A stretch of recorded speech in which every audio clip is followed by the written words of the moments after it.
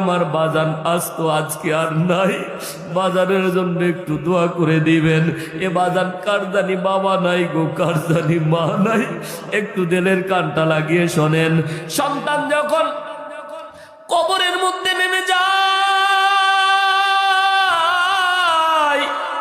এই সন্তান বাবার লাশটাকে যখন হাতের মধ্যে উঠায় দেয়, যারা নেমেছে তারা জানে এই কষ্টটা কত।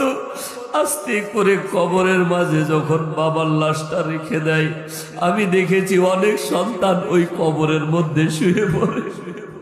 আমি দেখেছি অনেক সন্তান আছে, তাকে বারবার করে বলা হয় উঠে আসো উঠে আসো, কিন্তু আমি দেখেছি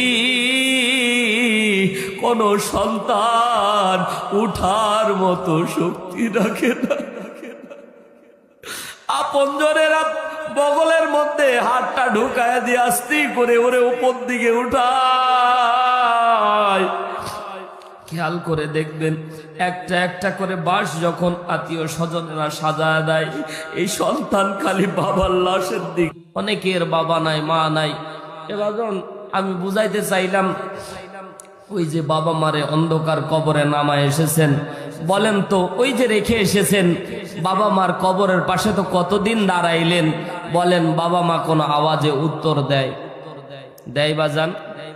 বাবা মার কবরের পাশে সন্তান কতই কান্নাকাটি করলেন, কিন্তু বাজান দুনিয়ার বাস্তবতা এত কঠিন। আমার আল্লাহ বলেন, নবী আমার অনেক বান্দা এ বাজান অনুরোধ করব, যাদের বাবা নাই মা নাই, সপ্তাহে না হলেও একদিন কবরে যাবেন, পাশে যায় একটু হাতটা তুলবেন। এবাজান ভাড়াটিয়া মৌলবি দিয়ে দোয়া করে কোনো লাভ নাই।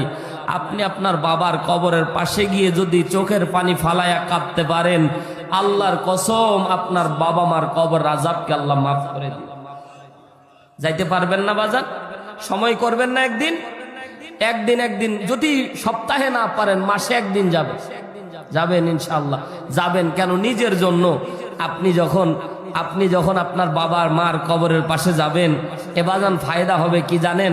আপনার সন্তানটা দেখবে যে আমার বাবা এত শত ব্যস্ততার মাঝেও আমার দাদা দাদির কবরের পাশে গিয়ে কান্না করত। অবুঝ নয়নের ওই ছোট্ট সন্তানটা মনে মনে ভাববে আমার বাবা মা মারা গেল, আমিও কাঁদবো। ওই সন্তান দেখে দেখে শিখবে।